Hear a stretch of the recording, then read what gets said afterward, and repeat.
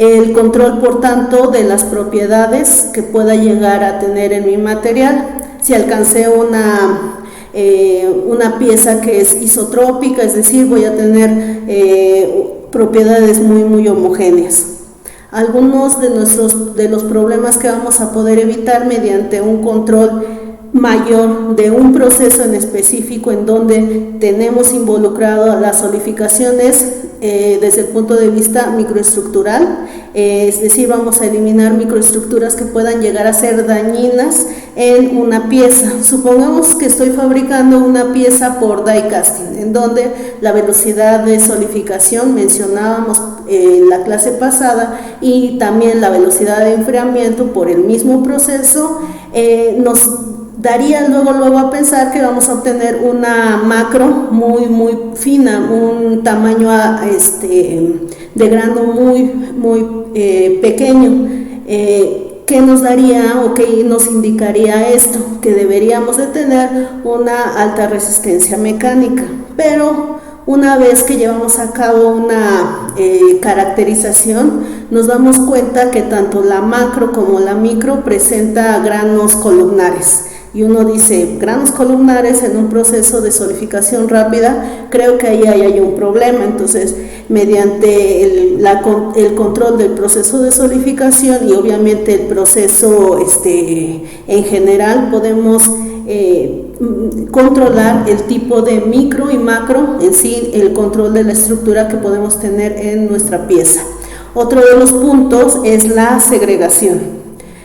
Sabemos que gradientes de concentración se relacionan a solidificar y enfriar un material fuera del equilibrio. Nosotros veíamos en los diagramas de fase normales que si enfriamos al equilibrio vamos a obtener ya sea una solución sólida con un microconstituyente o solamente una solución sólida. Y cómo nos las pintan en los libros, que son estructuras policristalinas, que son estructuras, pueden llegar a ser celulares.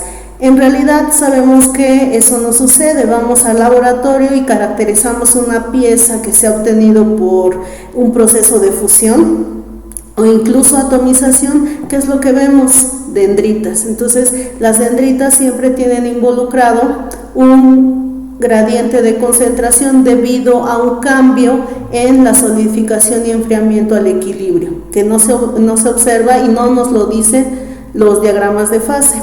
Otro de los problemas que se pueden evitar es la presencia de porosidades. Entonces, también eso estaría involucrado con defectos de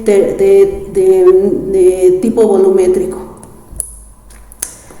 Pues bueno, vamos a tener dos tipos de solidificación. Una que es con la que vamos a iniciar, que es la base para extender los conocimientos para el siguiente nivel, sería materiales puros, y la otra, aleaciones.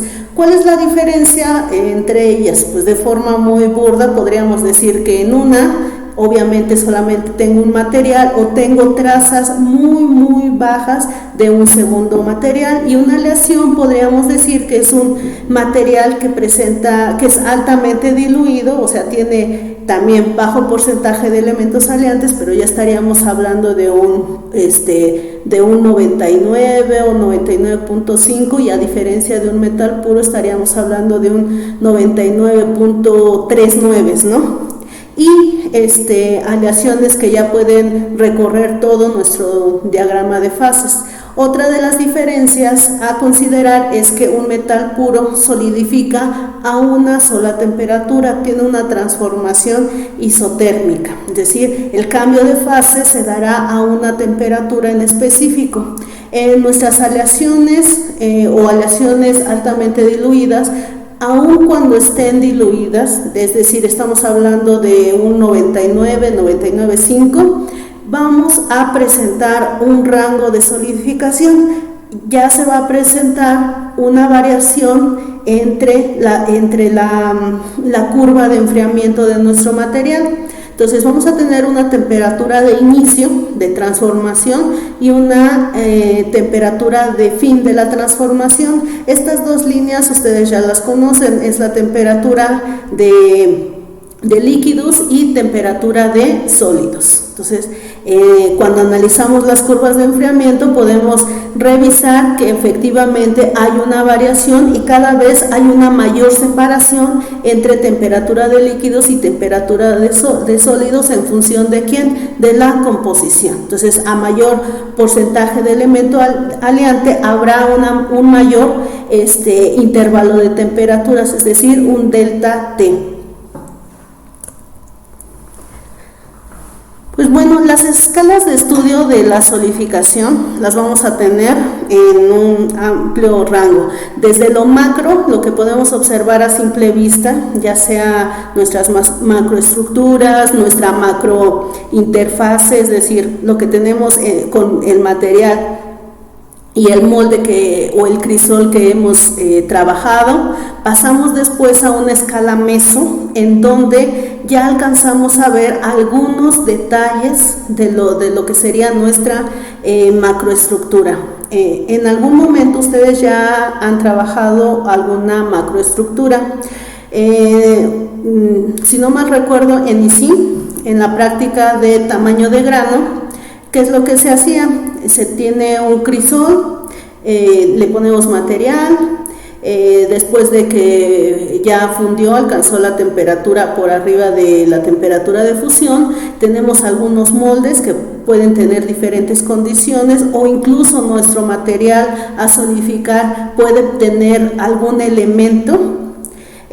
Vaciamos, solidifica, enfría, sacamos nuestras muestras y caracterizamos, y podemos observar varias cosas. Una de estas es que después de un revelado químico alcanzamos a observar granos. Los granos pueden ser equiaxiales o pueden ser columnares.